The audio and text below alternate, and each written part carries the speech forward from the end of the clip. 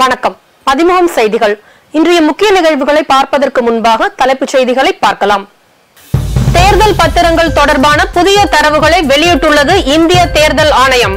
ஒரே ஆண்டில் பாஜக 2555 கோடி பெற்றுள்ளதாக தகவல் வெளியீடு. தேர்தல் பத்திரம் விவகாரத்தில் பாஜக கையும் களவுமாக பிடிபட்டது. உண்மையான ஊழல் கட்சி பாஜக தான் என முதலமைச்சர் மு.க. ஸ்டாலின் கண்டனம். தேர்தல் நடத்தை விதிகள் அமலுக்கு வந்த நிலையில் தமிழகத்தில் பறக்கும் படையினர் அதிரடி சோதனை. சென்னையில் மட்டும் இன்று 1.43 கோடி பறிமுதல். அருணாச்சல பிரதேசம் மற்றும் சிக்கிம் மாநில சட்டப்பேரவைக்கான வாக்கு எண்ணிக்கை தேதி மாற்றம். ஜூன் 2ஆம் தேதியே வாக்கு எண்ணிக்கை நடைபெறும் என தேர்தல் ஆணையம் அறிவிப்பு. பிரதமர் வருகையை ஒட்டி கோவையில் பாதுகாப்பு ஏற்பாடுகள் தீவிரம். மத்திய பாதுகாப்பு குழுவினர் மற்றும் மாநகர காவல்துறை தீவிர கண்காணிப்பு. தேர்தல் பத்திரங்கள் மூலம் அரசியல் கட்சிகள் பெற்ற நிதி விவரங்களை தேர்தல் ஆணையம் வெளியிட்டுள்ளது. அரசியல் கட்சிகளுக்கு நன்கொடை வழங்க பயன்படுத்தப்பட்ட தேர்தல் பத்திர திட்டத்தை உச்சநீதிமன்றம் ரத்து செய்து உத்தரவிட்டது. மேலும் தேர்தல் பத்திரங்கள் மூலம் அளிக்கப்பட்ட நன்கொடை விவரங்களை வெளியிட வேண்டும் என்றும் பாரத ஸ்டேட் வங்கிக்கு உத்தரவிட்டது. இதையடுத்து தேர்தல் பத்திரங்கள் குறித்த உச்சநீதிமன்ற பதிவேட்டில் இருந்து டிஜிட்டல் வடிவில் பெறப்பட்ட தரவுகளை இந்திய தேர்தல் ஆணையம் தனது இணையதளத்தில் பதிவேற்றம் செய்துள்ளது. தரவுகளின்படி பாஜக 7000 கோடி அளவுக்கு தேர்தல் பத்திரம் மூலம் நன்கொடை பெற்றுள்ளது. பாஜகவுக்கு அடுத்தபடியாக திரிணாமுல் காங்கிரஸ் கட்சி 1397 கோடி நன்கொடையாக பெற்றுள்ளது. பாஜகவிற்கு 2018 மார்ச் மாதம் மட்டும் 2018-19 நிதியாண்டில் பாஜகவுக்கு 1451 கோடி நன்கொடையாக கிடைத்துள்ளது. அதேபோல் 2022-23 நிதியாண்டில் 1294 கோடியும் 2023-24 நிதியாண்டில் 421 கோடியையும் பாஜக பெற்றுள்ளது. தேர்தல் பத்திரங்கள் மூலம் வழங்கப்பட்ட மொத்த நிதியில் 50% பாஜகவுக்கே சென்றுள்ளதாக தகவல் வெளியாகியுள்ளது. தேர்தல் பத்திரம் விவகாரத்தில் பாஜக கையும் களவுமாக பிடிபட்டுள்ளதாக முதலமைச்சர் மு.க. ஸ்டாலின் தெரிவித்துள்ளார். தேர்தல் பத்திரங்கள் தொடர்பான வழக்கில் உச்சநீதிமன்றம் கண்டனம் தெரிவித்த 2 நாட்களுக்கு பிறகு SBI வங்கி பிரமாண பத்திரம் தாக்கல் செய்தது. அதில் தேர்தல் பத்திர தகவல்களை தேர்தல் ஆணையத்திடம் வழங்கிவிட்டதாகவும் பென்டிரைவில் 2 கோப்புகளாக தேர்தல் பத்திரம் தொடர்பான தகவல்களை வழங்கியுள்ளதாகவும் SBI தெரிவித்துள்ளது. இந்நிலையில் தேர்தல் பத்திரம் சட்டவிரோதமானது என்றும் வங்கிகள் அவற்றை விற்பனை செய்ய தடை விதிப்பதாகவும் உச்சநீதிமன்றம் தீர்ப்பளித்துள்ள நிலையில் 2016 முதல் 2022 வரை 16000 கோடி அளவில் தேர்தல் பத்திரம் மூலம் அரசியல் கட்சிகள் பெற்றுள்ளதாக இந்திய தேர்தல் ஆணையம் தெரிவித்துள்ளது. இதில் பாஜக 10,122 கோடியை ஈட்டியுள்ளது. இதற்கு கண்டனம் தெரிவித்துள்ள முதலமைச்சர் மு.க. ஸ்டாலின் உண்மையான ஊழல் கட்சி பாஜக தான் என்பதை மக்கள் உணர்ந்துள்ளதாக தெரிவித்துள்ளார். உண்மையான ஊழல் கட்சி பாஜக தான் என்பது தேர்தல் பத்திர ஊழல் மூலம் அம்பலமாகியுள்ளதாகவும் மற்ற கட்சிகளை ஊழல் கட்சிகள் என்று விமர்சித்துள்ள பாஜக தான் உண்மையான ஊழல் கட்சி என்று கூறியுள்ளார். தேர்தல் நடத்தை விதிகள் அமலுக்கு வந்த நிலையில் தமிழகம் முழுவதும் பறக்கும் படைகள் தீவிர சோதனையில் ஈடுபட்டு வருகின்றன. அரசின் திட்டங்கள் தொடர்பான விளம்பர பதாகைகள், முதல்வர் அமைச்சர்களின் விளம்பர பேனர்களையும் கட்சி விளம்பர பேனர்களையும் நகராட்சி ஊழியர்கள் அகற்றினர். தமிழகம் முழுவதும் 702 பறக்கும் படைகள் அமைக்கப்பட்டு தீவிர சோதனை நடைபெற்று வருகிறது. இதுபோன்று 702 நிலையான கண்காணிப்பு குழுவினரும் சோதனையில் ஈடுபட்டு வருகின்றனர்.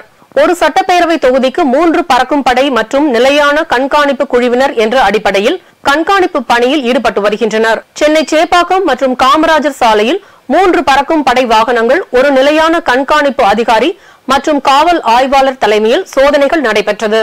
இந்நிலையில் சென்னையில் நடைபெற்ற சோதனையில் 1.43 கோடி பணத்தை பறிமுதல் செய்யப்பட்டது.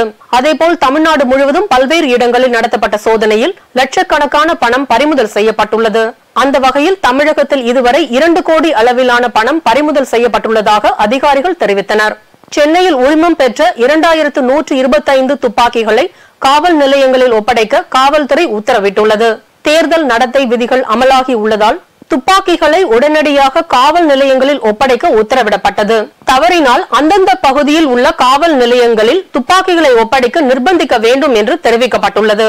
இதற்கிடையே தேர்தல் நடத்தை விதிகள் நடைமுறைக்கு வந்துவிட்ட நிலையில் தமிழக தலைமை தேர்தல் அதிகாரி சத்யபிரதா சாஹூ சென்னையில் நாளை அனைத்து மாவட்ட ஆட்சியர்களுடன் ஆலோசனையில் ஈடுபட உள்ளார். கூட்டத்தில் ஒவ்வொரு மாவட்டத்திலும் உள்ள தேர்தல் அதிகாரிகளின் பணிகள் குறித்தும் வேட்புமனு தாக்கலின் போது என்னென்ன நடைமுறை பின்பற்ற வேண்டும் என்பது பற்றியும் தலைமை தேர்தல் அதிகாரி ஆலோசிக்க உள்ளார்.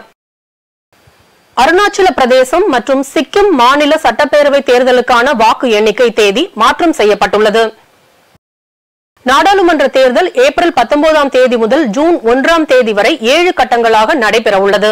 அருணாச்சல பிரதேசம், சிக்கிம் ஆகிய மாநிலங்களின் சட்டப்பேரவைகளின் பதவிக்காலம் ஜூன் 2ஆம் தேதியுடன் முடிவடைவதால் அதற்குள் தேர்தலை நடத்தி முடிக்க வேண்டும் என ஜூன் 4ஆம் தேதிக்கு பதிலாக ஜூன் 2ஆம் தேதி என வாக்கு எண்ணிக்கை தேதி மாற்றப்பட்டுள்ளதாக தேர்தல் ஆணையம் தெரிவித்துள்ளது. இதையடுத்து அருணாச்சல பிரதேசம், சிக்கிமில் 2 நாட்கள் முன்பே, அதாவது ஜூன் 2ஆம் தேதியே வாக்கு எண்ணிக்கை நடைபெறும் என்று தலைமை தேர்தல் ஆணையம் அறிவிப்பை வெளியிட்டுள்ளது. இதற்கிடையே குற்ற பின்னணி கொண்ட வேட்பாளர்கள் குறித்து ஊடகங்கள் வழியாக 3 முறை மக்களுக்கு தகவல் வெளியிட வேண்டும் என தேர்தல் ஆணையம் அறிவுறுத்தியுள்ளது.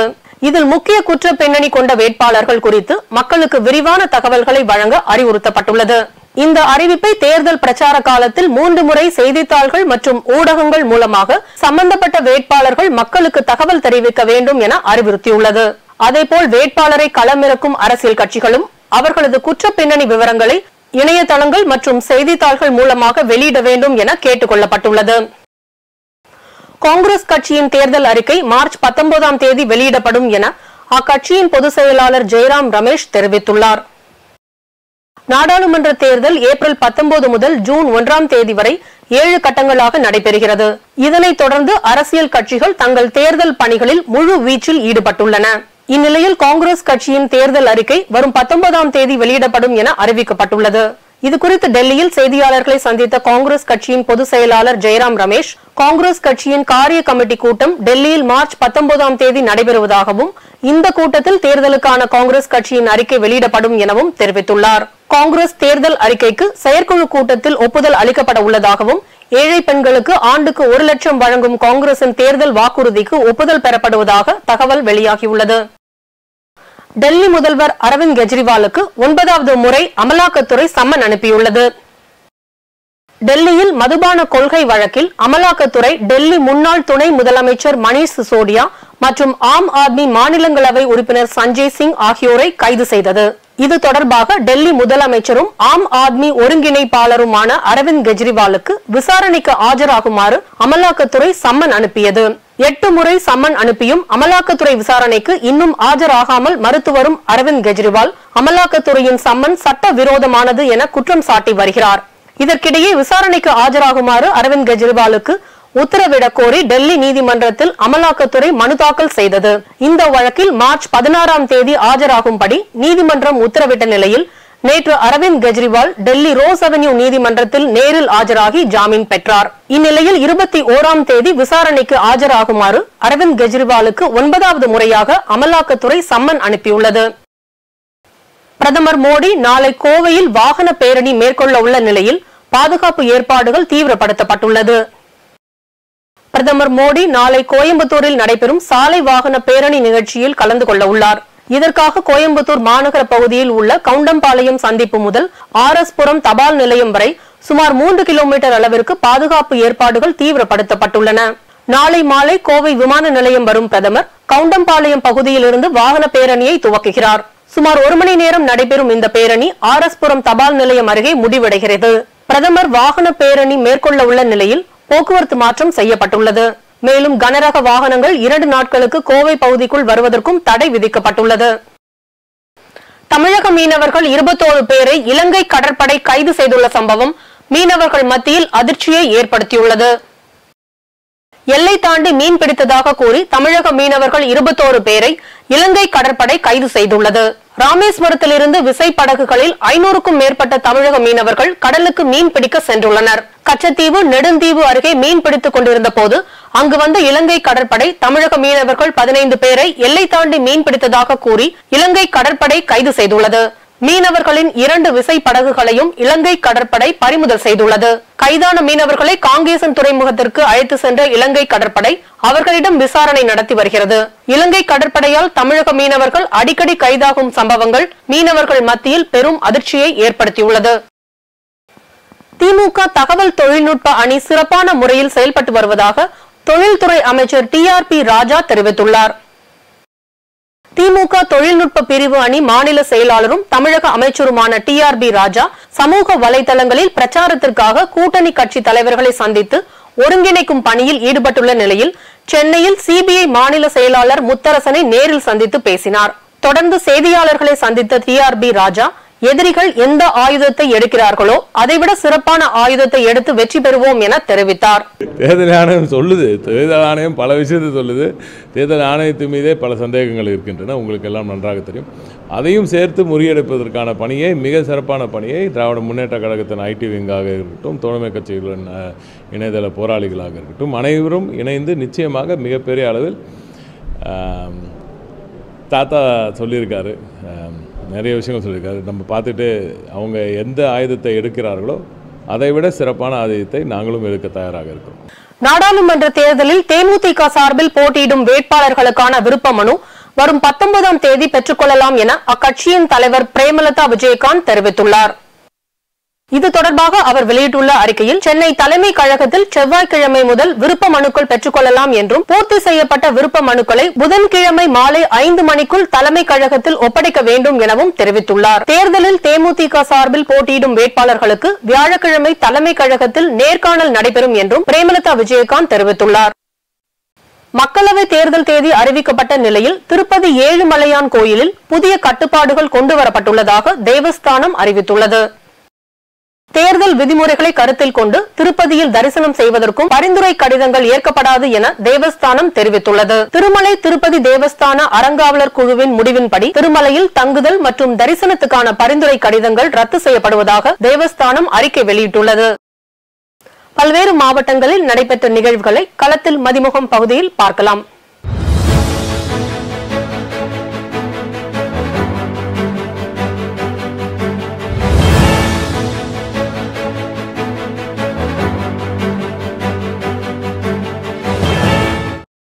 நாடாளுமன்ற தேர்தல் தேதி அறிவிக்கப்பட்டதை தொடர்ந்து பல்வேறு மாவட்டங்களில் அம்மாவட்ட ஆட்சியர்கள் தலைமையின் கீழ் தேர்தல் ஆலோசனைக் கூட்டம் நடைபெற்றது. அரியலூர் மாவட்ட ஆட்சியர் ஆனிமேரி ஸ்வர்ணா தேர்தலின் போது வேட்பாளர்கள் கடைபிடிக்க வேண்டிய விதிமுறைகள் மற்றும் வேட்பு மனு தாக்கலின் போது எத்தனை பேர் வர வேண்டும் என்பது குறித்து ஆலோசனைக் கூட்டம் நடைபெற்றது. கரூர் மாவட்ட ஆட்சியர் அலுவலகத்தில் செயல்பட்டு வரும் கட்டுப்பாட்டு அறையில் சி விஜில் என்ற செயலியின் மூலம் பொதுமக்கள் தெரிவிக்கும் புகார்களை கண்காணிக்க அலுவலர்கள் நியமனம் செய்யப்பட்டுள்ளனர். திருவள்ளூர் மாவட்டத்தில் 33,83,710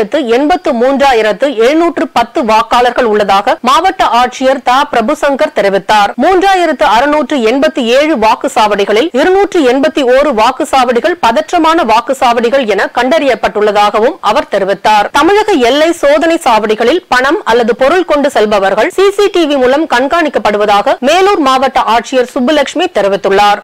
இங்கே வேலூர் மாவட்டத்தில் 15 ஸ்டாட்டிக் சர்வேலன்ஸ் டீம், நிலையான கண்காணிப்பு குழுக்களும் 15 பறக்கும் படைகளும் 5 வீடியோ சர்வேலன்ஸ் டீம்களும் ஏற்படுத்தப்பட்டு தேர்தல் நன்னடத்தை விதிகள் நல்ல முறையில் செயல்படுத்தப்படுகிறதா என்பதை ஆய்வு செய்ய தொடங்க உள்ளது. 1800-425-704 என்ற எண்ணிலே தொடர்பு கொண்டு தேர்தல் குறித்த மக்களுடைய கம்ப்ளைண்ட்ஸ் தெரிவிக்க இதன் மூலம் தெரிவித்துக் கொள்கிறோம். இங்கே கட்டுப்பாட்டு அறையும் செயல்பட தொடங்கிவிட்டது. தேர்தல் ஆணையத்தின் விதிமுறைகளுக்கு உட்பட்டு தேர்தலை சுதந்திரமாகவும் நியாயமாகவும் நடத்திட அனைவருடைய ஒத்துழைப்பையும் வேண்டுகிறோம். திருவாரூர் மாவட்டம் முத்துப்பேட்டை இடையூர் ஊராட்சியில் 15,50,000 மதிப்பீட்டிலான நீர்த்தேக்க தொட்டியினை திருத்துறைப்பூண்டி சட்டமன்ற உறுப்பினர் மாரிமுத்து துவக்கி வைத்தார். அதனைத் தொடர்ந்து அரியலூர் கிராமத்தில் புதிய வகுப்பறை கட்டிடத்தை மாவட்ட கூடுதல் ஆட்சியர் பிரியங்கா கலந்து கொண்டு துவக்கி வைத்தார். இதில் அரியலூர் ஊராட்சி மன்ற தலைவர் மணிகண்டன், ஒன்றிய குழு உறுப்பினர் யசோதா செல்வம் மற்றும் பள்ளி ஆசிரியர்கள், மாணவ மாணவிகள் கலந்து கொண்டு அரசின் பணித்திட்டங்களை பெற்றுக் கொண்டனர். திண்டுக்கல் மாவட்டம் கொடைக்கானலில் முக்கிய சுற்றுலா தலங்களில் ஒன்றான குணா குகைக்கு வழக்கத்தை விட தமிழகம் மற்றும் பல்வேறு மாநிலங்களில் இருந்து சுற்றுலா பயணிகள் வருகை தந்துள்ளனர். தற்போது மஞ்சுமெல் பாய்ஸ் படம் வெளியான பிறகு குணா குகைக்கு வரும் சுற்றுலா பயணிகளின் வருகை அதிகரித்துள்ளது. மேலும் அப்பகுதியில் சுற்றுலா பயணிகளுக்கு பாதுகாப்பு இல்லை என்பதால் பாதுகாப்பு அம்சங்களை தீவிரப்படுத்த சுற்றுலா பயணிகள் கோரிக்கை விடுத்துள்ளனர். திருப்பத்தூர் மாவட்டத்தில் உரிய ஆவணமின்றி கொண்டுவரப்பட்ட 2 லட்சம் ரூபாயை தேர்தல் பறக்கும் படை அலுவலர் பறிமுதல் செய்தனர். அணைக்கட்டு பகுதியை சேர்ந்த விஜயன் நேற்று இரவு அணைக்கட்டில் இருந்து முட்டை ஏற்றி வருவதற்காக 2,09,000 ரூபாயை எடுத்துக்கொண்டு டாடா ஏசி வாகனத்தில் சென்றபோது செட்டியப்பனூர் பகுதியில் வாகன சோதனையில் ஈடுபட்டிருந்த தேர்தல் பறக்கும் படையினர் உரிய ஆவணமின்றி விஜயன் கொண்டு வந்த 2 லட்சம் ரூபாயை தேர்தல் பறக்கும் படை அலுவலர் ஜெயசித்ரா பறிமுதல் செய்து நாற்றம்பள்ளி வட்டாட்சியர் அலுவலகத்தில் ஒப்படைத்தார். திருப்பத்தூர் மாவட்டம் ஆம்பூர் அடுத்த சாந்தோர்குப்பம் பகுதியில் உள்ள குப்பை கிடங்கில் மர்ம நபர்கள் வைத்த தீயால் பார்க்கிங்கில் நிறுத்தி வைக்கப்பட்டிருந்த மினி வேன் மற்றும் லாரி உட்பட 2 வாகனங்கள் தீயில் எரிந்து சாம்பலாகியுள்ளது. தகவலின் பெயரில் சம்பவ இடத்திற்கு வந்த தீயணைப்பு துறையினர் நீண்ட நேரம் போராடி தீயை கட்டுக்குள் கொண்டு வந்தனர். இதனால் அப்பகுதியில் புகை மூட்டம் அதிகமானதால் அவ்வழியாக செல்லும் வாகன ஓட்டிகள் கடும் அவதிக்குள்ளாகினர். தருமபுரி மாவட்டம் அரூர் அடுத்த வள்ளிமதுரையில் 1 வருடமாக பஞ்சாயத்து நிர்வாகம் குடிநீரை வழங்காததால் ஆத்திரமடைந்த மலைவாழ் மக்கள் காலி குடங்களுடன் சாலை மறியலில் ஈடுபட்டனர். 5 மணி நேரம் போக்குவரத்து பாதிக்கப்பட்டதால் தகவல் அறிந்து வந்த காவல்துறையினர் பஞ்சாயத்து நிர்வாகம் சார்பில் தற்காலிகமாக டிராக்டர் மூலம் குடிநீர் விநியோகம் செய்தனர். விரைவில் மோட்டாரை பழுது பார்த்து குடிநீர் தினசரி வழங்கப்படும் என பஞ்சாயத்து நிர்வாகம் தெரிவித்த பின்னரே மறியலில் ஈடுபட்ட மக்கள் கலைந்து சென்றனர். கணவரை இழந்து தனியாக வாழ்ந்து வரும் சுசீலா என்ற பெண்ணுக்கு சமூக ஆர்வலர்களின் பங்களிப்போடு 2 லட்சம் மதிப்பீட்டில் புதிய வீடு ஒன்றை கட்டிக் கொடுத்துள்ள மயிலாடுதுறை மாவட்டம் பெரம்பூர் கிராமத்தை சேர்ந்த சமூக ஆர்வலர் பாரதி மோகன் என்பவரை அப்பகுதி மக்கள் பாராட்டினர். அறக்கட்டளை ஒன்றை தொடங்கி கடந்த 15 ஆண்டுகளாக ஆதரவற்ற மனநிலை பாதிக்கப்பட்டவர்களுக்கு உதவுவது, ஏழை மக்களுக்கு உணவு வழங்குவது போன்ற சமூக சேவைகளை அவர் செய்து வருகிறார்.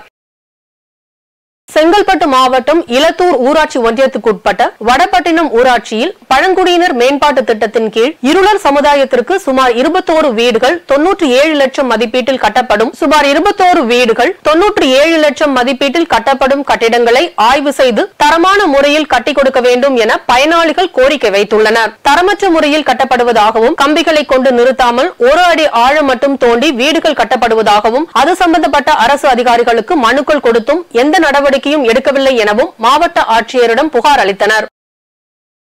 நாடாளுமன்ற தேர்தலில் தருமபுரியில் நாம் தமிழர் கட்சி சார்பில் தொகுதி வேட்பாளராக அபிநயா போட்டியிடப் போவதாக கட்சி நிர்வாகம் அறிவித்துள்ளது. தருமபுரி நாடாளுமன்ற தொகுதியில் நாம் தமிழர் கட்சி சார்பில் அபிநயா போட்டியிடுவதாக கட்சியின் அறிமுக கூட்டம் நடைபெற்றது. கூட்டத்திற்கு பின்னர் செய்தியாளர்களை சந்தித்த அபிநயா மக்களின் குறைகளை அறிந்து உடனே நிறைவேற்ற ஒவ்வொரு பகுதியிலும் நிர்வாகிகளை நிறுத்தியுள்ளதாக தெரிவித்தார். கட்சியினோட கொள்கை கோட்பாடுகள் தான் தருமபுரி மாவட்டத்தை பொறுத்த வரைக்கும் தற்சார்பு அரசியலை முன்னெடுத்து நாங்க மக்களிடம் கொண்டு போய் சேர்க்கலான்ற ஒரு நம்பிக்கையில இருக்கோம். இது மிகவும் பின்தங்கிய மாவட்டம் அப்படின்னு சொல்றாங்க. இந்த எலெக்ஷன் முடியும் போது அடுத்து நம்ம ஜெயிச்சு வந்தோம்னா அந்த வார்த்தை இருக்கக்கூடாதுன்றதுதான் நாங்க முழு மனதோட நாங்க மனசுல வச்சுட்டு செயல்படுவோம்.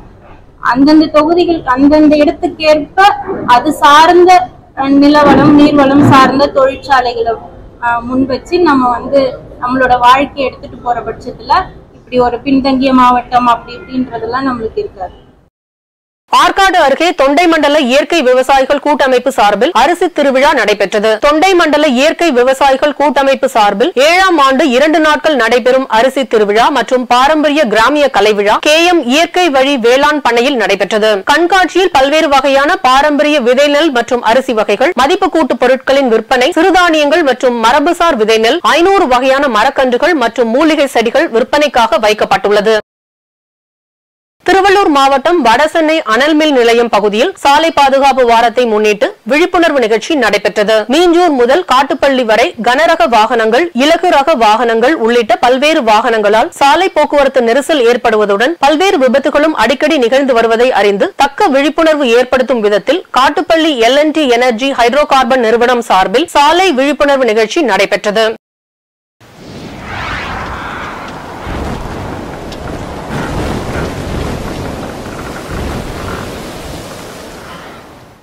தமிழகத்தில் 20ஆம் தேதி முதல் 22ஆம் தேதி வரை ஓரிரு இடங்களில் மழைக்கு வாய்ப்புள்ளதாக வானிலை மையம் தெரிவித்துள்ளது. வானிலை மையம் வெளியிட்டுள்ள அறிக்கையில் 19ஆம் தேதி வரை தமிழகம், புதுவை மற்றும் காரைக்கால் பகுதிகளில் வறண்ட வானிலை நிலவக்கூடும் என்றும், 20ஆம் தேதி முதல் 22ஆம் தேதி வரை தமிழகத்தில் ஓரிரு இடங்களிலும், புதுவை மற்றும் காரைக்கால் பகுதிகளிலும் லேசானது முதல் மிதமான மழை பெய்ய வாய்ப்புள்ளதாக தெரிவித்துள்ளது. சென்னை அணியின் முதல் போட்டிக்கான டிக்கெட் விற்பனை நாளை தொடங்க உள்ளது. 22ஆம் தேதி சென்னையில் நடைபெறும் முதல் போட்டிக்கான டிக்கெட் விற்பனை நாளை காலை 9:30 மணிக்கு தொடங்கும் என அறிவிக்கப்பட்டுள்ளது. சென்னை சேப்பாக்கம் மைதானத்தில் சென்னை சூப்பர் கிங்ஸ் அணி விளையாடும் போட்டிகளுக்கான டிக்கெட் விற்பனை முழுவதும் ஆன்லைன் மூலம் மட்டுமே நடைபெறும் என அறிவிக்கப்பட்டுள்ளது. குறைந்தபட்ச டிக்கெட் விலை 1700 ரூபாயாகவும் அதிகபட்ச டிக்கெட் விலை 7500 ரூபாயாகவும் நிர்ணயம் செய்யப்பட்டுள்ளது. டெஸ்ட் கிரிக்கெட்டில் சாதனை படைத்த அஸ்வினுக்கு பலரும் பாராட்டு தெரிவித்துள்ள நிலையில் ஜடேஜா தமிழில் பேசி அஸ்வினை பாராட்டியுள்ளது சமூக வலைதளங்களில் வைரலாகி வருகிறது. இந்தியாவுக்காக 100 டெஸ்ட் போட்டிகளில் விளையாடிய முதல் தமிழக வீரராக சாதனை படைத்த அஸ்வினுக்கு தமிழ்நாடு கிரிக்கெட் சங்கம் சார்பில் சென்னையில் பாராட்டு விழா நடைபெற்றது. அந்த விழாவில் 500 சாதனை விக்கெட்டுகளை பிரதிபலிக்கும் வகையில் 500 தங்க நாணயங்கள் கொண்ட சிறப்பு பரிசு, செங்கோல் மற்றும் 1 கோடி ரூபாய் காசோலை ஆகியவை அஸ்வினுக்கு வழங்கப்பட்டு கௌரவிக்கப்பட்டது. மேலும் அந்த நிகழ்ச்சியில் அனில் கும்ப்ளே, ராகுல் டிராவிட் போன்ற ஜாம்பவான்கள் கலந்து கொண்டு அஸ்வினை பாராட்டி பேசினார்கள். அதே நிகழ்ச்சியில் ரவீந்திர ஜடேஜா காணொலியில் வாழ்த்தி பேசினார். அப்போது மீசை வைக்காத அஸ்வின் சந்திரனாகவும் மீசை வைத்த தாம் இந்திரனாகவும் இந்திய அணியில் செயல்பட்டு வெற்றிகளில் பங்காற்றி வருவதாக தில்லுமுள்ளு திரைப்படத்தின் வசனத்தை குறிப்பிட்டு வித்தியாசமாக பாராட்டினார். I am Ravi Indran and you are Ravi Chandran, right arm offspread from Madras. Meesa vachava Indran, meesa vekkadava Chandran. மீண்டும் தலைப்புச் செய்திகள். தேர்தல் பத்திரங்கள் தொடர்பான புதிய தரவுகளை வெளியிட்டுள்ளது இந்திய தேர்தல் ஆணையம். ஒரே ஆண்டில் பாஜக 2555 கோடி பெற்றுள்ளதாக தகவல் வெளியீடு. தேர்தல் பத்திரம் விவகாரத்தில் பாஜக கையும் களவுமாக பிடிபட்டது. உண்மையான ஊழல் கட்சி பாஜக தான் என முதலமைச்சர் மு.க. ஸ்டாலின் கண்டனம். தேர்தல் நடத்தை விதிகள் அமலுக்கு வந்த நிலையில் தமிழகத்தில் பறக்கும் படையினர் அதிரடி சோதனை. சென்னையில் மட்டும் இன்று 1.43 கோடி பறிமுதல். அருணாச்சல பிரதேசம் மற்றும் சிக்கிம் மாநில சட்டப்பேரவைக்கான வாக்கு எண்ணிக்கை தேதி மாற்றம். ஜூன் 2ஆம் தேதியே வாக்கு எண்ணிக்கை நடைபெறும் என தேர்தல் ஆணையம் அறிவிப்பு. பிரதமர் வருகையை ஒட்டி கோவையில் பாதுகாப்பு ஏற்பாடுகள் தீவிரம். மத்திய பாதுகாப்பு குழுவினர் மற்றும் மாநகர காவல்துறை தீவிர கண்காணிப்பு. இத்துடன் செய்திகள் நிறைவடைந்தன. மீண்டும் செய்திகள் காலை 8 மணிக்கு. மேலும் செய்திகளை தெரிந்து கொள்ள மதிமுகம் பிரைம் யூடியூப் தளத்தில் இணைந்திருங்கள்.